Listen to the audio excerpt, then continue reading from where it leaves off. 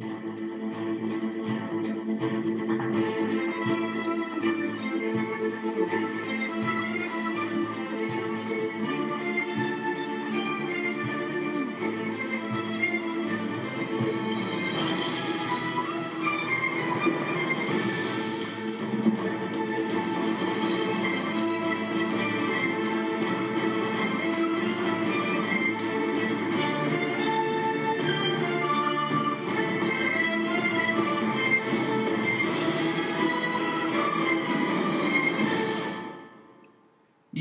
what's up, everybody, and welcome to another episode of the G Show podcast. I am G1, and this is the Geek Out, episode 15. Now, if you guys don't know from the picture that's up or the music that was just played, it's gonna be about Spiderman Homecoming today. I mean, listen, I am totally, I'm all over the place. It's Sunday morning. We're about to get this show on the road. Before we do, let me introduce you to my co-host today, and that is my man C. Monty, a.k.a. Chris. What's up, my brother? What up, what up, what up? What? You ready to rock and roll? Always, always. Yeah, Matt couldn't be here today because, unfortunately, Matt did not get a chance to see Spider-Man. He had to work all weekend, so he's very upset and frustrated, and he let me know so in a private message. I won't read it because I called him a bunch of names. Spider-Man, damn it. You should be on your shit, brother. But life gets in the way. I totally understand. But before we get into Spider-Man, because this is going to be a Spider-Man-centric geek out, I do want to talk about two things real quick. One in the Marvel Universe, and then something that popped up on Netflix that, woo, fanboys loved and hate at the same time. I don't know, but let's get into that first. Let's start with that first. I'm talking about Castlevania the anime. Came out on Netflix on Friday. And, I mean, from the trailer alone, from the jump, I was super excited for this. You know, I sucked at Castlevania as a kid. I really wasn't good at it. It used to frustrate me quick, especially stupid Simon's Quest. I was like, I don't understand this game. Throw it out the window. But it was all straightforward, pretty much a hack and slash in the 8-bit world. Shit gets a little bit more dramatic with, like, Symphony of the Night and shit like that. But the last Castlevania game I played was on the 64, Nintendo 64. And I was having fun with it. I just never beat it. So that's my story for that. But I've always respected the source material. I've always liked that, the story there, you know?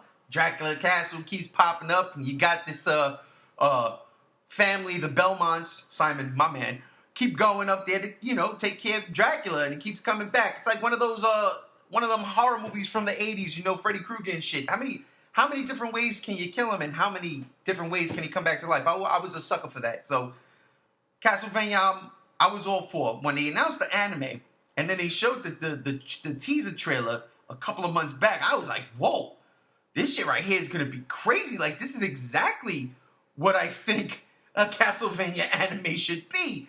And I was in love. I dug the animation and the trailer. I was very, very, very intrigued. And then come Friday morning, I get a text message while I work, and it's my brother and my best friend down in North Carolina, pretty much both. Yo, Castlevania dropped on Netflix. Oh, shit. Are you kidding me? Now, that's the first thing I'm going to do when I get home from work, which I did. And I was super excited. And I just pressed play, and I let it go. I see 20, 25 minutes. I was like, perfect. I'm going to eat through this whole fucking season, and this weekend is done. And then 2 hours later, the season was over. What's going on? Where's the rest? So, the show I really fucking liked a lot. I loved the story. I loved the animation. I was digging the fucking hardcore violence of it. I love the R-rated nature to it. It wasn't, it's not for children. And I loved it. But it was a cock tease. It was a damn cock tease. It was 4 episodes, 23 minutes a pop. And I gotta be honest, man. I loved the show, but that disappointed me a bit. And granted, I believe that they have season 2 already. And this was probably, I think, a preliminary thing. But still, come on, guys. You're killing me here. You're killing me here. Chris, you had a chance to catch Castlevania this weekend on Netflix, and I was like, what was your thoughts on it? I mean, yeah, I hand in hand agree with pretty much everything you said. I was never really a gamer as a kid or growing up or anything like that, so I didn't really get into the games. I don't know much about the source material. I think I remember playing, like, a little bit of the original Castlevania on Nintendo or whatever. So, like, when they announced that they were doing a Castlevania series on Netflix, I was like, hey, that's cool, but, I never really got into the game, not really that interested. But then, like, as it got closer, buzz started drawing up for it, and, like, it dropped on Friday. I didn't get a chance to see it Friday night because I went to go see Spider-Man. Came home and sleep, but, like, I saw posts on YouTube, on Facebook. A lot of my friends were like, yo, check out the series, check out the series, check out the series. So I went and I checked it out, and everything you said is absolutely true. Like, I love how violent the cartoon gets. I love that style of animation, like kind of anime, but not really anime, like not too, you know what I'm saying? It's a little bit more like contrasty in the way the animation is set up and everything. Yeah. The voice casting was great. My man Thorin Oakenshield as Trevor Belmont was great. But like you said, man, I started watching episode, click for next episode, and I was like, it was pretty late when I started watching it. It was maybe about like 12 o'clock. And it was like, like you said, they're about 25, 30 minutes a piece. So I'm like, I go to check the episode list. It's like, how many episodes are there? Can I get, and it's short episodes, so can I get through 10 to 13 episodes tonight, or should I do half now and half tomorrow? I look at the episode list, and it says, I get to the episode 4 thing, and it says, in the season finale, and I'm like, fuck? Like, 4 20-minute episodes, just do a 2-hour movie. Just do it as a movie. Don't break it into episodes. That makes no sense. I agree. Like, you could have just done it as a straight-up movie to introduce, like, kind of like, like what Voltron did. When Voltron first dropped and everything like that, they had, like, the hour-and-a-half introductory episode, which was basically like a movie, and then they go into the season throughout. But, like, you could have just done this as a thing that said, like, we're testing the waters with this. We don't have the full series completely in the can yet. So we're going to do this little movie, test the waters, and then we'll move forward with production on the rest of the episodes if it gets a good response. But, like, now I feel like it's almost not going to get a good response because people are going to be annoyed with the way they chopped it up to these 4 little episodes for no reason. Yeah. Because like you said, it's a dick tease. It's like, just the tip. I don't want just the tip. I want to go full balls deep. Like, God. Man, I feel you, man, because I felt the same way. I'm like, this shouldn't have been episodic. This should have just been Castlevania the movie. Yeah. And then from that, say, yo, the movie was received well, and, we ended it the way we did to set up potential series. And that would have been fine. That would have been perfect. Like, yeah, you know what? That's what I'm talking about. Exactly. But, yeah, man, breaking it up into episodes. And again, I really did. I loved every episode. I did. From the jump. And I'll tell you, one of the reasons why, as soon as they did written by Warren Ellis, I was like, wait a minute, because that's one of my favorite comic book writers. And if y'all haven't seen G.I. Joe Resolute, you need to go on YouTube and look for G.I. Joe Resolute, because that blew my mind. That was the G.I. Joe movie everybody should see. And it's a cartoon, but it like Castlevania. It is no holds barred. It's not rated R for like vulgarity, but it is. The action is hard. There's some people that get killed. That's shocking. I was sitting there like, yo, what the fuck are they doing in G.I. Joe? And Snake Eyes and Storm Shadow. The fight between Snake Eyes and Storm Shadow and G.I. Joe Resolute is still one of the greatest fight scenes I've seen in animation ever. And that was all thanks to Warren Ellis's writing. And you see that in Castlevania, man. Really good shit. Really good. And I loved what he was doing with, like, the church. You know what I'm saying? Turning away science and, it's all witchcraft. And, it's just so well done. And just, I really wish this was just a movie instead of 4 episodes. Because when I see series, at least give me 8 episodes if that's the case. I'd have taken 8. But, yeah, that's the only thing that disappointed me with that. Because, like you said, man, the voice acting was fucking dope. I love Trevor Belmont. He was great. Yeah, I really got nothing bad to say about this show, except if it ended too quick. And like that's the thing too, because like I posted, I'm sure you saw because you had the status on Facebook saying basically the same thing. Then I posted it. Talking about like one of my boys posted like, well, maybe they were just trying to adjust it for the binge crowd. Like, but what are you binging though? Like, yeah. It's the whole binge is done in 2 hours. Yeah. Like, not even. So you're trying to adjust it for the binge crowd, but nobody's binging 4 20-minute episodes. Like, the shit's done in an hour and a half. Exactly. You can start your dinner and watch the show, and when dinner's done, the show's over, and it's perfect. Put the fucking movie. So on. even if that was their justification, we're making it more like a bingey kind of thing. But like, what are you binging? Nobody's binging that. It's a movie. You don't binge movies. Like, that's actually an interesting point, though. You think maybe because of the, people do binge now. Because I find myself in this position a lot when I go on Netflix. I don't look for the movies anymore. I'll look for a show to binge. And maybe they see that. I don't know how the algorithm works, but maybe Netflix notices something like, well, the movies aren't getting, let's say the Netflix movies aren't getting the hits, the shows again. You know what I mean? Where people could just straight binge watch. So let's say this is a show. It's an interesting point. And that makes sense for when it's a series, a TV series that's like maybe 45 minutes to an hour episode. Mm-hmm. And it lasts 13 episodes, or like something like Voltron, where it's like, 20, 30-minute episodes, but there's like 20 episodes per season. Yeah. That's binging. You're giving up a significant amount of your day to watch all those episodes at once. That's a binge. But if you're doing 4 episodes at 20 to 30 minutes apiece, that's not a binge. You said it, but that's like watching a movie. Yeah. So it doesn't fall into that binge category. If these episodes were, like you said, 45 minutes maybe, I wouldn't have been I wouldn't have been so mad. I mean, I'm not really that mad, because I really did enjoy the show. I just was I want more, and I want it now, And it ended at a reasonable kind of way. Like, Yes. It's not like they got to the 4th episode and then some dumb shit happened. It's like, find out what happens. It ended in a way that it's a decent cliffhanger that leaves you wanting more without it being unsatisfying. It's like, okay, this is where the journey towards fighting Dracula begins. Yeah. So it's not like it's an unsatisfying ending. It just seems kind of weird to break it down into an episodic kind of thing where, like, you watch 25 minutes and then it goes to credits and, like, your next episode will begin in 15 seconds. Just run the whole thing straight through with no breaks. Yeah, I wouldn't have been mad if it was like 45 minutes, 4 episodes.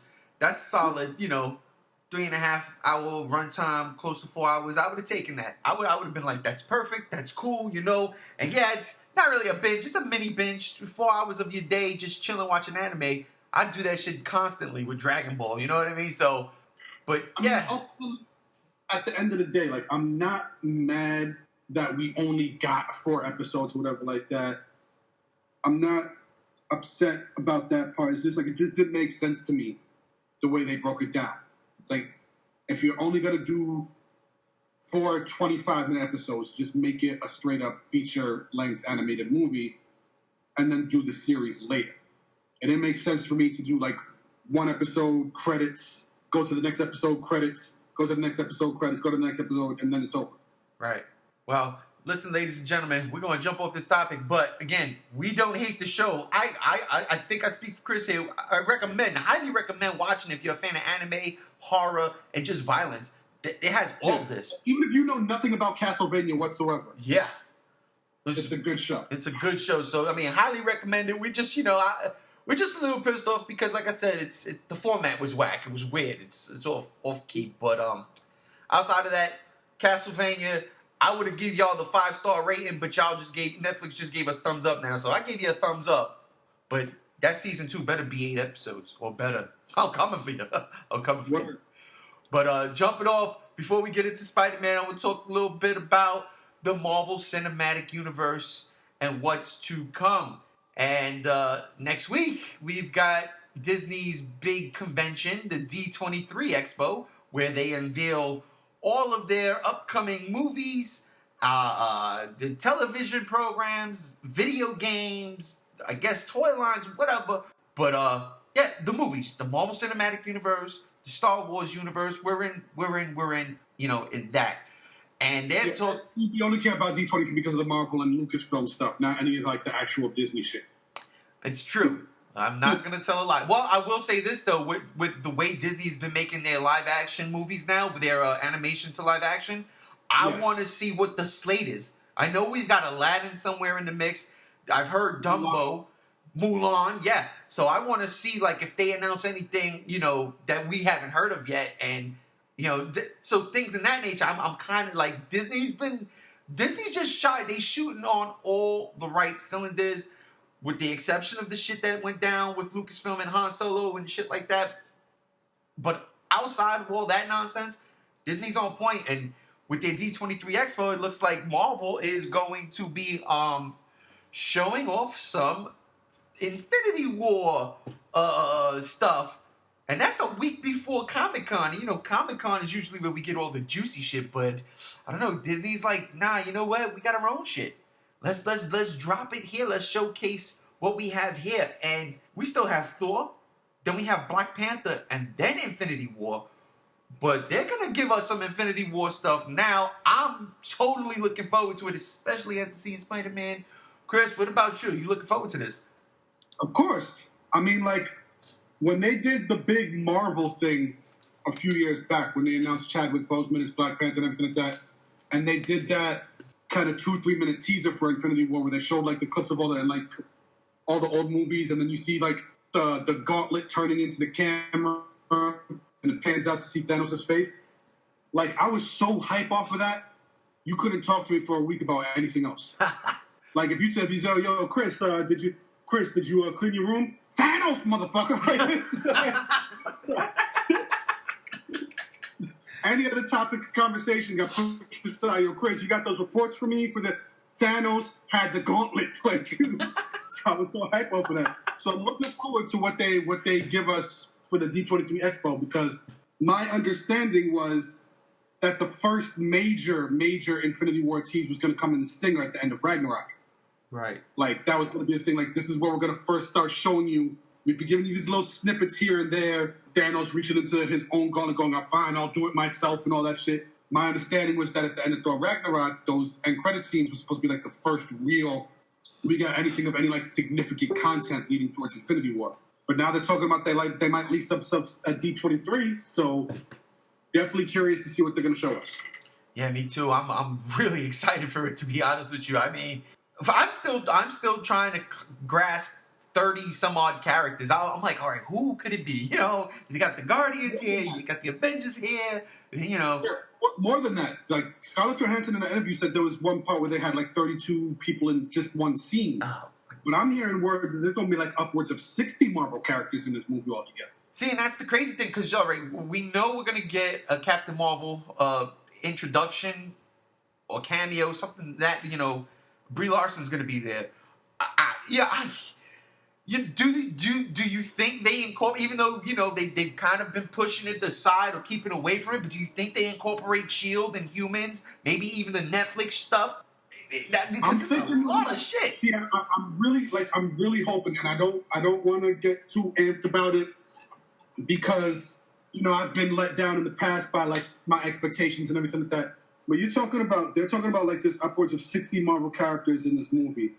And I'm trying to think, in the movies that we've seen so far, have we had that many specific characters who have survived up to this point from the movies? Do we have 60 characters worth of Marvel characters in the movie specifically that are still around and kicking? Because, you know, like some of them, like someone like an Agent Sitwell, he's gone. Yeah. So I'm wondering if you're going to say that you have that many characters. I know you're introducing some new characters prior to that. Like, you know, Captain Marvel's going to be introducing some new characters. Black Panther's going to be introducing some new characters. Obviously, you're going to see some new stuff coming off of Thor Ragnarok. But, like, does that really entail 60 whole characters worth of Marvel characters that could be in this movie? I'm wondering if they're saying, oh, yeah, they're trying to mask all this stuff. So, we'll maybe one day eventually get to a point where we join the TVs in the movie, and then we go see Infinity War and fucking Quake shows up, and I'm like, what? Ghost Rider's in this? Like, yeah. Cause yeah, man, I would not be mad at seeing John Bernthal shooing up whatever crony Thanos is throwing at Earth. You know what I'm saying? Exactly. I'm with that. I would, yeah. In all honesty, even a scene, it could be a throwaway scene, but just something for the people who follow the shows, who love what they've built in the universe. Give me a scene with the Defenders on Earth, right in Harlem, fighting again, like the Chitauri again or some shit. Give me just a scene of that. Yes, please, thank you. There they go. They all exist there. You know what I'm saying? And 60 characters, like you said, I'm trying to wrap my head around 32. You saying 60, so I'm like, motherfucker, it's gonna be crazy, man. It's gonna be crazy. But again, you know what? They got it going for them, because, you know, Marvel Studios, they know what they're doing. They have the grasp. They got their finger on the pulse, man. They know what the fans want. It's been consistent. I mean, there's some ups, there's some downs, definitely. I'm not a fan of Doctor Strange. You know what I'm saying? Ant-Man was okay. You know what I mean? I dug it for what it was. When you look at quality, for me personally, quality films like Winter Soldier. You know, I love Winter Soldier. I just love the story twist, the plot twist, the whole thing that S.H.I.E.L.D. is actually Hydra. That's genius. You know, like, nobody saw that coming. And, you know, you get shit like Spider-Man Homecoming. Spider-Man was introduced in Civil War. He gets his own movie, joint venture, Sony, Marvel. They make it work. They know what they're doing. They know what they're doing. You look at what DC has done. They've done different iterations of the same characters for decades now. You had Superman in the 70s and the early 80s. Batman in the late 80s, early 90s. Superman Returns in the 2004 or 5. You know, the Nolan Batman trilogy. Nothing connected. And then here comes Iron Man. And then they start connecting dots. They give you the Avengers Initiative. If you didn't know your comic books and you seen Samuel Jackson pop up as David Hasselhoff's Nick Fury, you're in trouble. But if you knew your comic books, you're sitting in that theater and you're saying to yourself, no, that's not the soda that's in my pants right now. That's not the soda. No. You're sitting there like, oh my God, are you kidding me? The Avengers Initiative? And you did not know that from Iron Man, we were going to be talking about Infinity War. Are you kidding me? It's impossible. It's impossible. It's impossible. But no, it's not. It is possible. It is real. We are living the fucking dream, my friend. We are living the dream. And I swear, I really do hope that with the success of Wonder Woman, and now you hear the little rumors that there might be a couple more reshoots that are adding more Wonder Woman in it, more Wonder Woman focused scenes. And I'm all for it. I'm all for it now, especially after Wonder Woman. Just hope that DC can be really good competition as far as cinematic universes go. Because as of now, it's really not. I like Man of Steel a lot. I don't like Batman v Superman. I tolerate teeter-totter with Suicide Squad. I like certain things about it, but overall, it's a mess of a movie. And we know how much we all ranting and raving about Wonder Woman. So I'm hoping that DC ups their game a bit. Wonder Woman's a great jump-off point. You gotta hit it with Justice League. You gotta knock it out the park because Marvel has not missed yet this year. They have not missed. And Thor looks like it's gonna be another solid outing. And Thor and Justice League come out 2 weeks apart from each other. So it's gonna be an insane ride. But yeah, any final thoughts, bro? Anything you want to touch on there? I mean, like I said, I'm trying to see what they do at 2023. It's a little weird thinking about, like, if they reveal all their stuff at 2022, what are they going to have for Comic-Con, you know? If they even show up. I don't even know, because I think it was last year. Was it last year? No, they were at Comic-Con. I remember there was rumors of them saying that they're going to start dropping out of Comic-Con because of D23. You know, so, and being that it's only a week apart.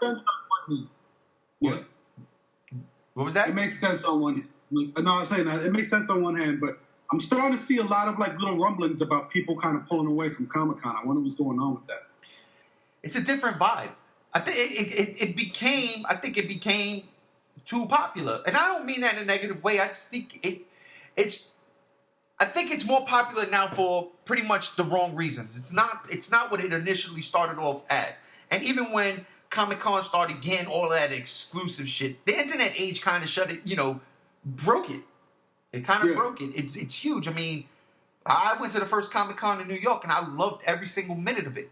And there wasn't like the movie review, movie teasers or nothing. It was a straight up Comic-Con. It was the big ass convention floor. You go, you buy whatever you want to buy. Then they had all these rooms that you could go in and listen to some of the creators. And like, I was sitting there listening to Kevin Smith for an hour. I sat there listening to McFarlane for an hour. I sat in with Jim Lee and his like his school. You know what I'm saying? The artists from his school doing like bids and competitions, and it was just so much fun. I said that, I was like, this is great. Now everybody's saying that whole H like 3 weeks in advance just so they could get into a fucking Marvel room. You know what I mean? To see the stars and all that stuff. But yeah, I don't know, man. All I'm saying is, as long as Comic-Con delivers on shit I want to see, we're okay with that. But we got D23, and Disney knows what they're doing. And to play damage control, I want to know. I want to see how much they're gonna show the people not able to make it to D23, like Star Wars Celebration, and you get the trailers, things like that. I think Disney is for the people like that. So here's hoping, because at Comic-Con they shut it down, and then we get it later. But we'll see. Yeah. All right, now, ladies and gentlemen, now that those topics are out of the way, let's get down to the nitty-gritty of this motherfucking podcast. That is Spider-Man Homecoming, the joint venture between Sony Pictures and Marvel Studios. Before we even get into the damn thing, I just want to say, I just want to shout out you, Fox. I want to just say, dear Fox, have you seen this movie? Have you seen this movie? Honestly, did you see what they just did? Marvel and Amy Pascal, Sony. Did you see that?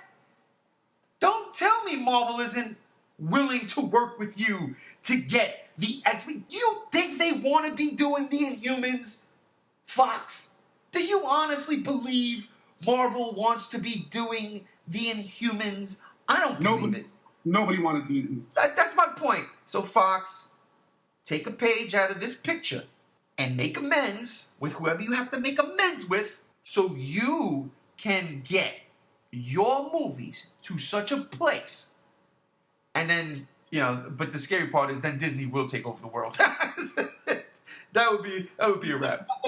If nothing else, at least give us the Fantastic Four. You've been fucking them up so bad. I 100% agree with that. Give us the Fantastic. Give Marvel back Fantastic Four. But no, I'm too greedy. I just want Fox to see what this movie did, what this joint venture did, and say, you know what? Maybe we can work something out.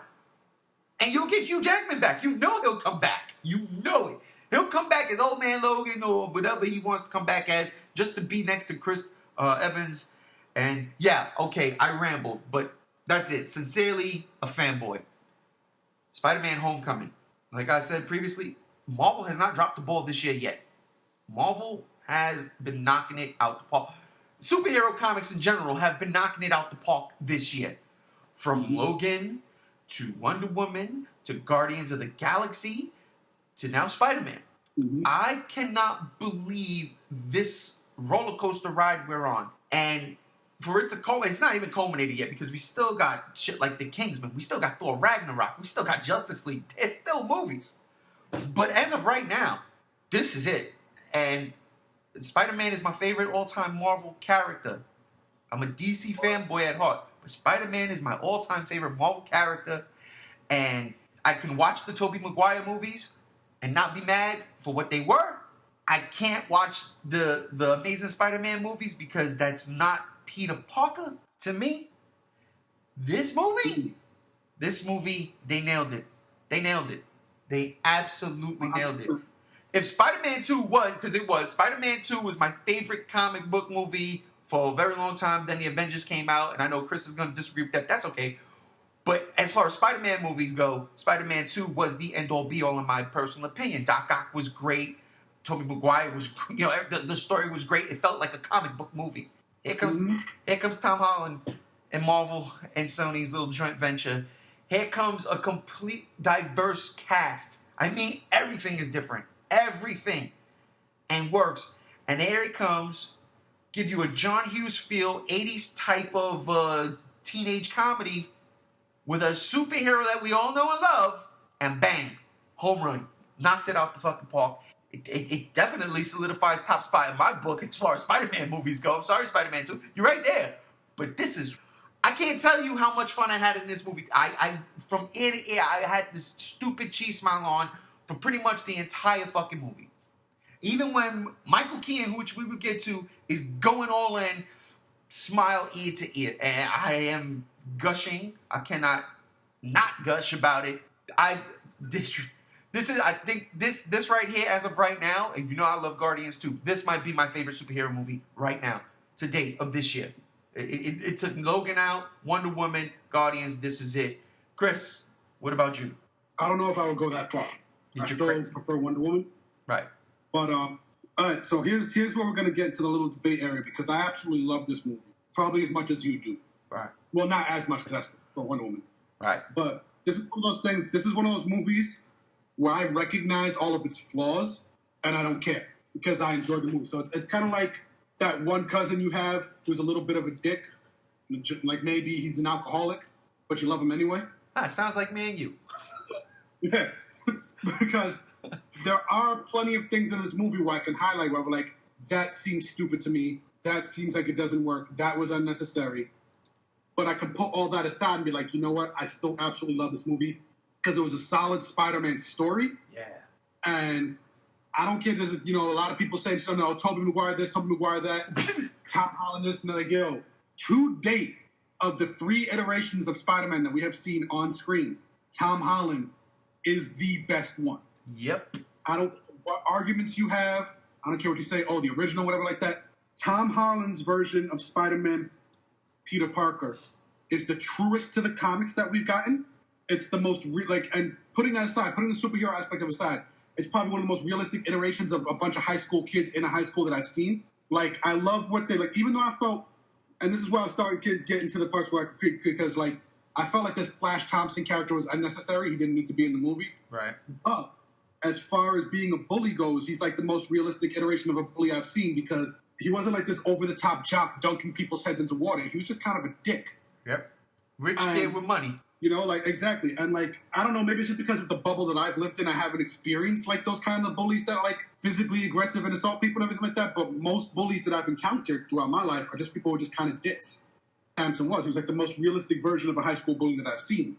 I love the dynamic between Peter Parker and Ned. Yep. I love the little Easter eggs they threw in there. They had Scorpion, even though he's not Scorpion yet. Right.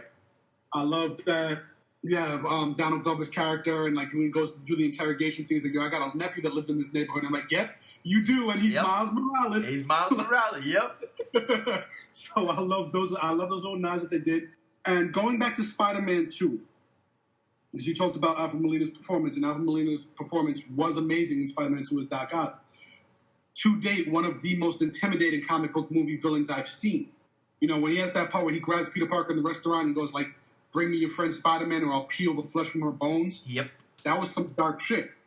So going back to that and now comparing it to this, in the Marvel Cinematic Universe, of all the villains that we've seen, Michael Keaton's Vulture might be the most intimidating Marvel villain I've ever seen on screen.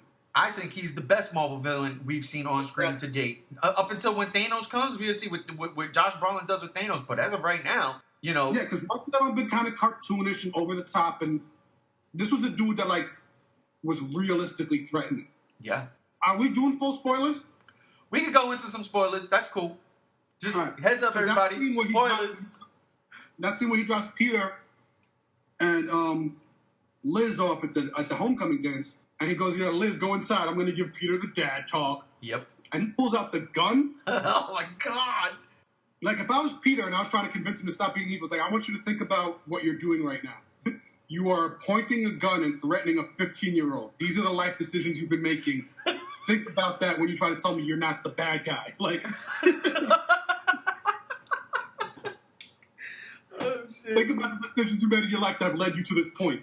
Because that's really essentially what happens. When he puts 2 and 2 together and deduces that Peter Parker is in fact Spider-Man, and then he sends his daughter into the dance, he pulls out the gun and he goes, don't mess with me, because I will kill you, and I will kill everyone you love. And we've seen him be willing to kill from the beginning. Yeah. So, no, he means it. We know he will go after Peter's family. That right there, I was like, oh my God.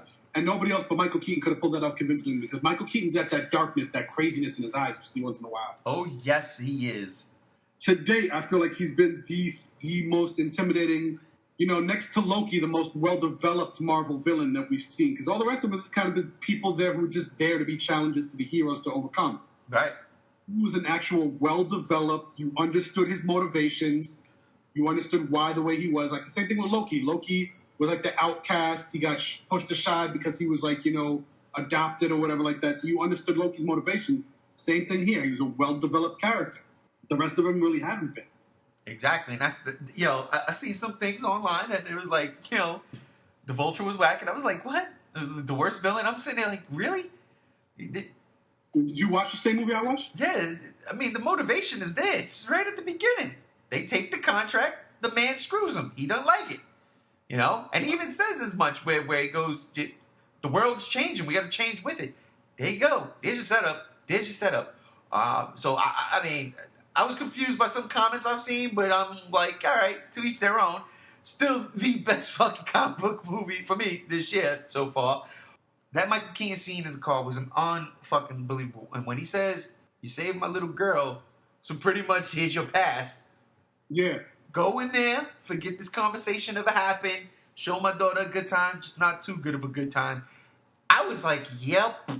It goes to show that Tom Holland's performance in that whole scene. As soon as he opened that door and seen him, that kid, because I had this conversation yesterday with my boy, and you touched a little bit upon this as far as Spider-Man and Peter Parker performances.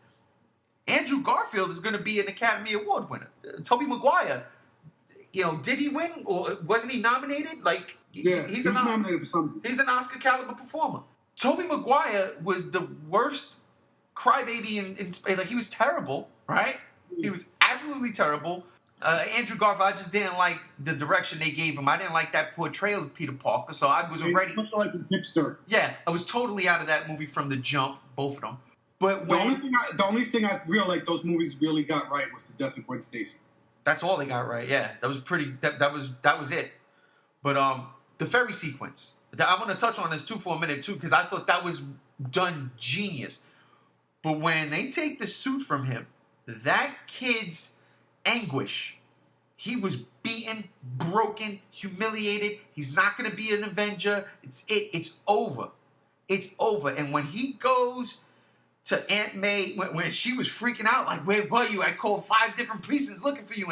And he just, you know, he didn't like break down and cry, but he was about to. He's like, I lost the Stark internship thing. And he was just broken. All those emotions that kid showed, I was like, he's better than Tobey Maguire and Andrew Garfield than anything they did. This was perfect. Perfect. And then like you said, like the scene when he goes to Liz's house and it turns out that Adrian Toomes is her father or whatever like that. Did you see that coming? No. Me neither. The whole fucking movie theater was like, oh shit! Like everybody was like, wow. And like, but the whole way he played that entire scene in the house, like he couldn't take his eyes off of the guy and everything like that. Yeah. The nervous tension was so well done. Yeah. Oh man, like I said, there's things in this movie I was just kind of like, it's too much. I didn't necessarily like that the whole movie was him pining to be an Avenger and prove himself to Tony Stark. I felt like they could have narrowed down the Tony Stark Iron Man scenes to just the scene where he comes in and saves the ferry. It's like, all right, now you fucked up. Now you got to give me back the suit and everything like that. And I think that Tom Holland's performance would have been just as strong if the angle of that scene was him lamenting the fact that he failed over, like, the fact that, like, he failed Tony Stark.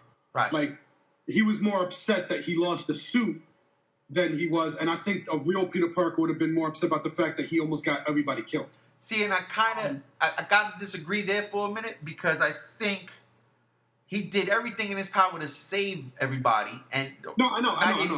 So, like, as a 15-year-old... Yeah, go ahead. As a 15-year-old boy now who has pretty much hero worship, right? Mm-hmm. Iron Man comes, saves the day, and even when he saves the day, he's still like, you know, as Iron Man is welding the ferry back together, you see him like running and trying to keep up with Iron Man. Hey, and he's kind of like a dog chasing his master, like, oh, what's next? He doesn't see it coming, you know? So that's why because he did everything in his power. I'm not saying what I'm saying is that I felt like the emotional motivation of that sequence should have been more of like, I messed this whole thing up, as opposed to like, oh man, Tony Stark is mad at me. I kind of see, yeah, you know what? I mean, I see what you're saying, and I kind of think that was in there, because, you know, he did kind of mess it up, and that's what I wanted to touch on with the ferry sequence, because I love that. You think automatically it's going to be the Vulture that's going to turn this shit upside down, and it wasn't. It was Spider-Man's fault. Yeah. And I thought that was great. It was Spider-Man's fault that the ship was going to get destroyed. Yeah, and this is why this is because I slightly disagree with that. I have a different perspective on it, and this is why I was annoyed with the way they tried to incorporate Tony Stark into the thing. Because, like, so here's what's going on, and this is where one part where they were having that discussion about losing the suit and everything like that, where Peter Parker actually got Iron Man up against the wall, and Iron Man tried to spin it, and I would have held on to him, like, listen, I tried to tell you and Happy that this shit was happening. These people had these super-powered weapons. You know, you didn't listen to me. I go in there, I try to stop it. You didn't listen to me. And say, oh, who you think called the FBI? I was like, really? I told you that these people have super-powered alien tech-based weapons, and you sent the fucking FBI who only got in my way? I had that shit in control until the FBI started pointing their guns at me, talking about stand down. Tony Stark not stepping in and going after the Vulture, knowing what Peter Parker, ignoring him every time he tried to call and let him, you know, Happy hanging up on him. I'm trying to tell you, this is a serious threat, and you're not taking the appropriate response and the appropriate action to thwart it. And now you send people who are not capable of handling something of that magnitude and try to put it on me when they get in my way, me, the person who can actually stop it, or you who could have actually came in and stopped it. Tony Stark was full of shit on that one. That's why I don't like. Yeah, I think Tony Stark makes a good secret antagonist in this entire franchise, because he's constantly making bad judgment calls and getting in everybody's way. See, and I see it a different way completely. But I like what you said there. I kind of respect that. I see it a completely different way. I see it as, I told you no. Honestly, but honestly, Spider-Man really did have that. No, he did. Whole situation control until the FBI showed up. He absolutely did. But I look at it like this. I told you no. Stop your shit. Don't be a crazy kid. No is no. Do your thing, but do your thing where you're supposed to do your thing. You got the message through to me. Now you got to remember too, this is a world where the Sokovia Accords all is all in effect. There's got to be a shit ton of litigation that he's got to cut through, red tape, all that shit. Especially the way the ending of Civil War ended. He hung up on Thunderbolt like, yeah, okay, goodbye. Oh, sorry. You're like, he don't want to hear it, so he's probably got to deal with his own shit right now. Yeah. That being said, so okay, this is not making noise. This is not hitting Avenger status. The claxons aren't blaring here. The kid's seen something. I called it in because here's the thing. If that's the case, then any little artifact, the Avengers should be swarming S.H.I.E.L.D.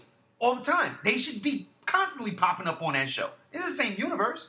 S.H.I.E.L.D. came from Winter Soldier.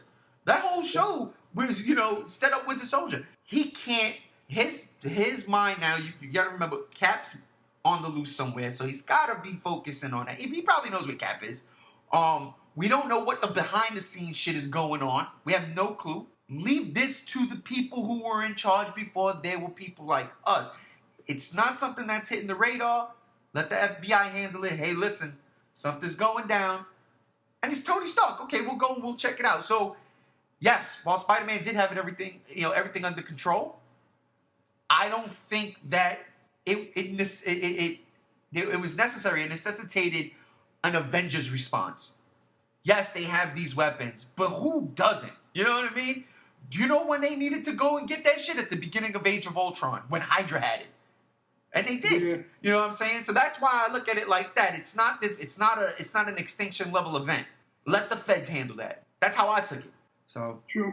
But yeah, man, other than that, I still, that ferry sequence, man, I was really not happy because it was a fucked up situation, but I was happy that it wasn't the Vulture who was like the nefarious villain. Yeah, Spider-Man, you can't catch me because you gotta save everybody. You know what I'm saying? No. Yeah. He was trying to get Spider-Man. Spider-Man pulls the damn gun out of his hand, webs it up, and then the shit overloads and just, boom, blows up and slices the ship in half. And I was like, wow, it's Spider-Man's fault. That's one of those character traits of Spider-Man. It's in the comics. It's always... He does feel guilty. It is his fault. He got to stop this. And that shit happened. He could have killed everybody behind his actions. Yet he did his damnedest to save them. And then that one structure. But then here comes Iron Man, saves the day. And then they have to have that talk. And I really did like when he was like, you're probably not even in that suit. Yes, I am. And then, like you said, I told Happy. I guess the only thing that was kind of pissing me off was the way Happy was just dismissing him like that. I thought that was uncool. But he's a teenager, you know what I'm saying? Like, you got a fucking cool suit. Use it to stop little crimes in the Queens, you know what I mean? Like you said, be that friendly neighborhood Spider-Man. Yeah. I mean, like, all that aside, I still absolutely love the movie and everything. And what I love most about this movie was the fact that we understand the timeline to be that Peter Parker was Spider-Man for at least 6 months prior to getting involved in the Civil War situation. Right. Then the Civil War situation happens, and, you know, this movie kind of takes place almost directly after that. So he's been Spider-Man for a good, like, half a year to, like, maybe 8-9 months. You know, full-term pregnancy Spider-Man. What I like about it is that even though he's been Spider-Man for about that long, he's still pretty inept at being Spider-Man. Yeah. Like, one of the things that kind of always annoyed me about even the original version with Maguire and, you know, the Amazing Spider-Man with Andrew Garfield is that you have to see where he gets bit by the spider. We do the whole origin thing. He gets bit by the spider, starts discovering his powers, goes to, like, a parking lot or some shit somewhere, shoots a few webs out of his wrist, and then all of a sudden, he's Spider-Man, like, full in control, handling villains left and right and everything like that. Like, I like how this version of Spider-Man, in a lot of ways, is still in over his head. Yeah. With a lot of this stuff. He hasn't nailed being Spider-Man yet. So it's not until, like, the end of the movie, and that's why I like the appeal of, like, the whole, if you're nothing without the suit, then you shouldn't have it. And he goes back and he gets his old suit and starts kind of handling himself with that, like the old school rugged way, and that's where he starts really becoming Spider-Man. Yeah. So I know a lot of people complaining online saying, like, oh, like, it's annoying he's not a real superhero and everything. Like, no, he's not a real superhero yet. He's a 15-year-old kid who has some powers and doesn't really know what to do with them. And that's, like, one of the core bases of Spider-Man. It's like, it's almost like a puberty analogy. Like, his body starts going through these changes, and he doesn't really know how to react and how to control it. And so now we're seeing him develop into Spider-Man from that, and I think that's one of the best features of the movie is that he doesn't come up, like, when he lands in Coney Island with the Vulture after the plane crashes and everything like that. And I've seen a few people complain, like, oh, this, you know, he's in Coney Island, would have been a good chance to show off his web sling and everything like that. But no, he lands and he immediately gets his ass handed to him. Yep. Michael Keaton, for whatever it's worth, he might have just been, like, you know, a mechanic or a salvage person, whatever like that. But, like, he's a full-grown adult who apparently has been around the block a few times and knows how to handle it, and he's been doing the Vulture thing for years. Exactly. So he knows how to handle himself in that situation.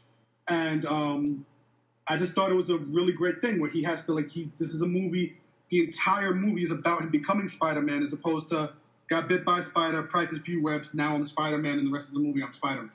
And a couple of the things that you're talking about, I love the fact that they didn't have to go through all of that.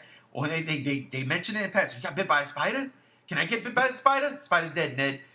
Or or the biggest beef in all the Spider-Man. Do we really need to see Uncle Ben get killed again? What? They didn't even mention Uncle Ben. What does he say? May's been through a lot. Yeah. End of the story. I was like, that's perfect. Perfect. I loved it. Yeah, so, like, I love that they do that.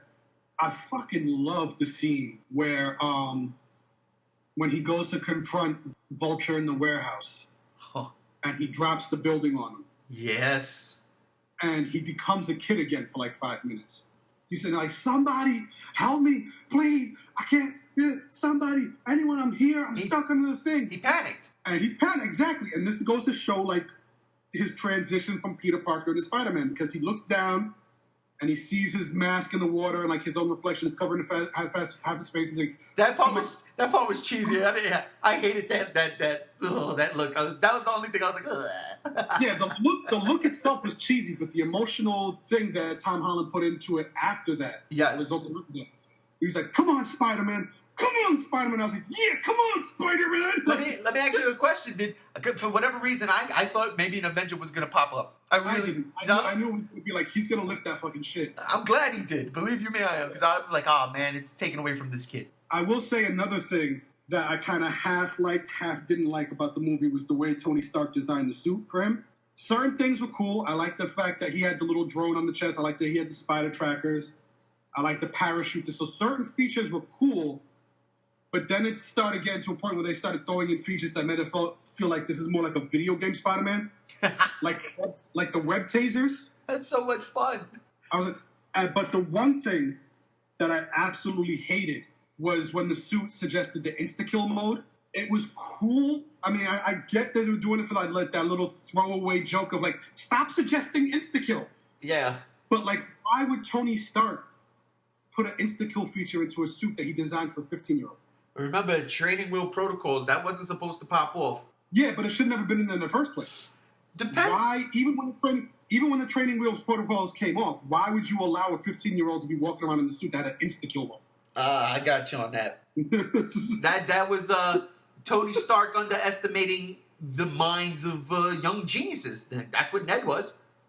Because Ned broke that code. Not even that. Why would you give an insta-kill feature to any of the Avengers? Well, again, you don't know the threats they're facing. You know, that's the whole thing in the universe. What can happen? What can possibly come next? I get that, but at that point, they should be skilled enough to insta-kill on their own. They don't need a special feature in their suit.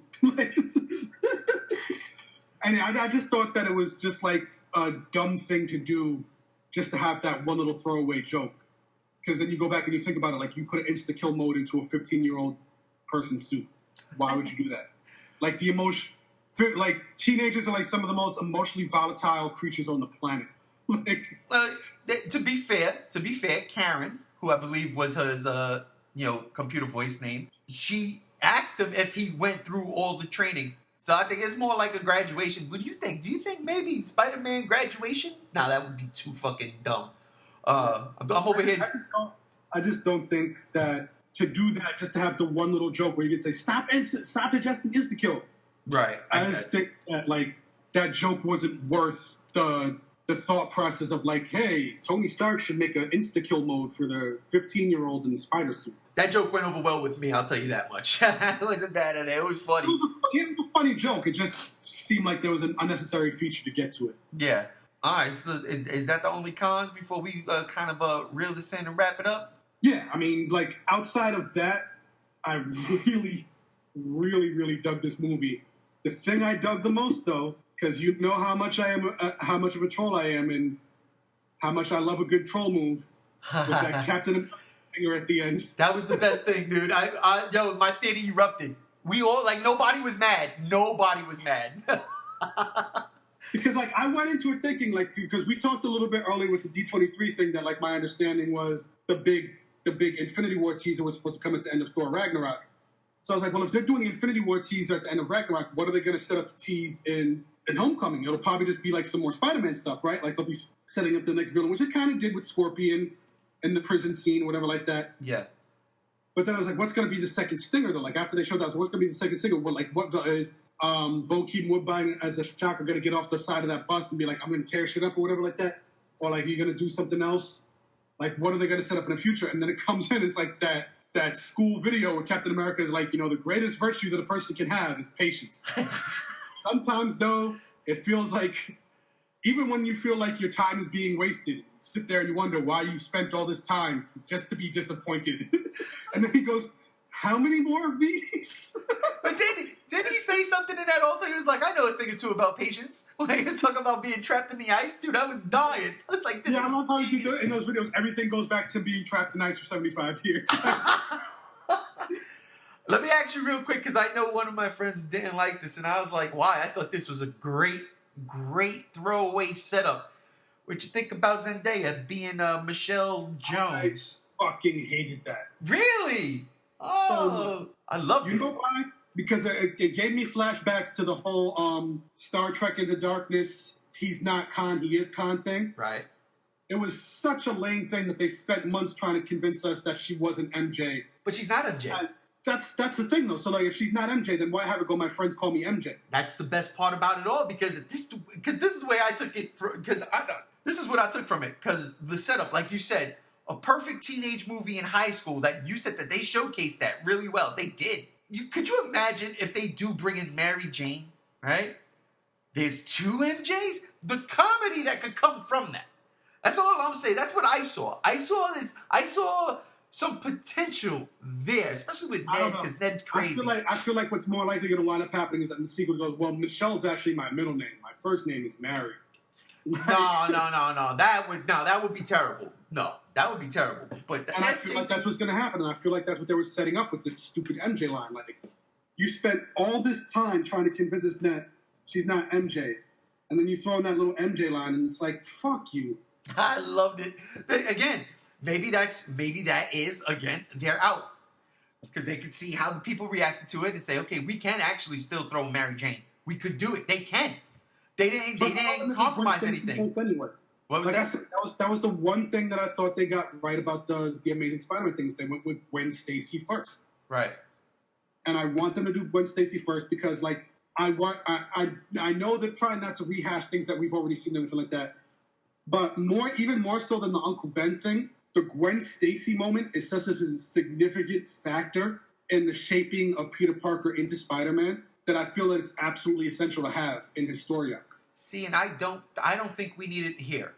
I don't, because the paternal story arc with Iron Man and Peter, I think more than makes up for it. It's a completely different origin in the sense what you said, her dying is a real essential moment, and it absolutely is. But here now, could you imagine? Because Robert Downey Jr. is talking about, maybe I'm not gonna do this too much longer. What if Tony Stark gets killed in Infinity War in front of Spider-Man? Like, what would that do to him? You know what I'm saying? That's fair. Because if I'm not mistaken, I think they're gonna lead off Phase 4 with Homecoming 2 or whatever they're gonna call this. The sequel. Yeah. And that could be very tragic if in Infinity War 2 that happens. You know what I mean? Because now he's a brand new person. One of the things, though, that I thought was absolutely hilarious that I really loved was at the end with the Iron Spider tease. Good Lord have mercy, dude. I mean, I'm glad people got that. But then there's other people like, what? I'm like, no, you don't get it. That's great. Because, like, I love that they did the Iron Spider, but what I love most about it was that, like, they did the whole setup, and it goes, this was a test, right? Like, you were just testing me, like, pass with flying colors, and the door opens, and all the reporters are there, and like, what the fuck are we going to tell these people? But then Pepper comes out, and it's like, holy shit, dude! Fucking Gwyneth Paltrow's in this movie. And then Happy pulls out the reason I've been carrying this around since 2008. And yeah, no, that should have me in tears, too, because Tony Stark's face. Look at him like, why? I love it so much. Oh, my God. It was such... That mature decision. I'm proud of him. Like... That was some good shit. In the room, they cuts him in the room wearing the suit, and Aunt May walks in. What the fuck? That was the line of the fucking movie right there. I told my boy, I said, Marissa Tomei has the line of the motherfucking movie. You'll know it when you hear it. That had me in tears, the whole theater. And then, once that happens, that buffer ending, that mid-credit, perfect choice of song, perfect with the animation, just all around, it was a perfect end to what I consider, the best superhero movie I've seen this year so far, and absolutely my favorite Spider-Man movie. So as of now, I loved it. It was just let's see how good of a liar Peter is, because that's an easy thing to get away with. Like, my Aunt May, it's just a Halloween costume. Like, I'm getting ready for Halloween.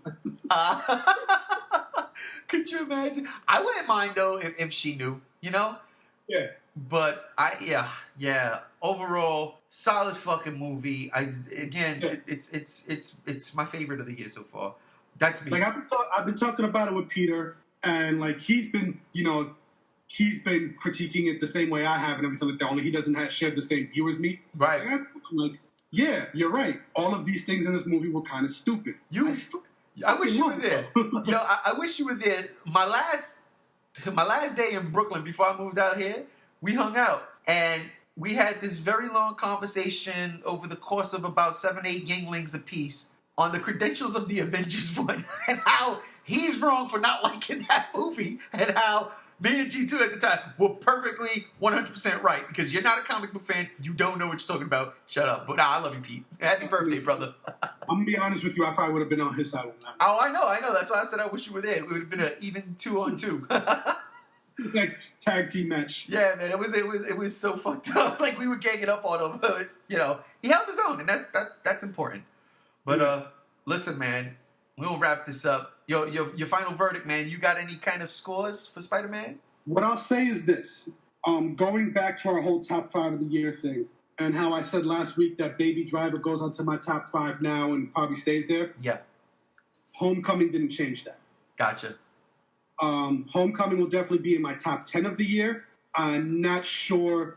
Maybe it could bump out Logan, but it'll be like if it's on my 5, it's on my bottom 5. Yeah. Bottom of the top 5 list. Because I still liked Guardians of the Galaxy 2 better. I still like Wonder Woman better. Baby Driver, I think, is probably going to wind up being my number 1 movie this year. Like, I love Star Wars, but Star Wars is going to have to do something super significant. Because just like Edgar Wright's style of direction and everything, like Star Wars is going to be a great movie for a fan. Right. I feel, but like there's not a lot of directors who are doing their own style and making it work the way Edgar Wright is. So I think Baby Driver, as of right now, I'm gonna say is probably staying in my number one spot. You know, Ragnarok and Star Wars gonna have to do something supremely significant to bump that up. Right. I am of similar ilk. Spider-Man is in my top 5. He is probably number 1 right now. We still got Star Wars, still got Thor. Next week we got Planet of the Apes, and I am buddy. And I ain't even going front. Valerian is tickling me in places right now, so I'm looking forward to that too. I can't take Dave DeHaan and Cara Delevingne seriously. Oh, come on, man. Dave DeHaan, he was in the Spider-Man movie. Cara Delevingne, she did a dance in the Suicide Squad. They're comic book friends, right? They're in a crazy movie in space, right? It's like Guardians of the Galaxy all over again. We'll see. I wouldn't even necessarily say that Homecoming has to knock out Logan, because King Kong made our top 5, right? Yeah, by default? By default. Yeah, so, I mean, Homecoming definitely knocks out... Yeah, it knocks out King Kong and maybe goes ahead of Logan. Gotcha. So Logan would be the bottom of the top 5 list, and Homecoming, Guardians of the Galaxy, Wonder Woman, Baby Driver. That's a solid list as of right now. I really do think that. I can't wait for the end of the year. When we sit here, we go over every fucking movie that came out. I can't wait for that one. That's going to be a real fun one, because there's going to be some fireworks. I feel bad for Logan, because War of the Planet of the Apes, from what I'm hearing, is probably going to knock that out. Yeah, man, it's all coming. It's all coming. Next week, be here, because we'll be talking about War of the Planet of the Apes. I'm excited about the rest of this month, though, because we got War of the Planet of the Apes next week, then we got fucking Atomic Blonde the week after that. That was it, Atomic Blonde. Holy shit. I was like, there's another movie. What the fuck is it? It's Atomic Blonde and then Valerian. I can't wait. July is stacked. I'm broke. Spider-Man for me, definitely. It's a high recommend. Go see it. Watch Netflix, Castlevania. I'm telling you, it's a good 2 hours. Just get over the fact that it's episodic. Yeah, Spider-Man. And look out for D23 and War of the Planet of the Apes review next week. That's right. Well, oh yeah, fucking D23. Oh my God. All right, listen, ladies and gentlemen, thank you for joining us today, Chris, man. Thanks for hanging out with us, geeking out with us. Always a pleasure. And you will be back here next week. This is episode 15 of the Geek Out. Spider-Man beats up Baby Driver every day. We out of here. Peace.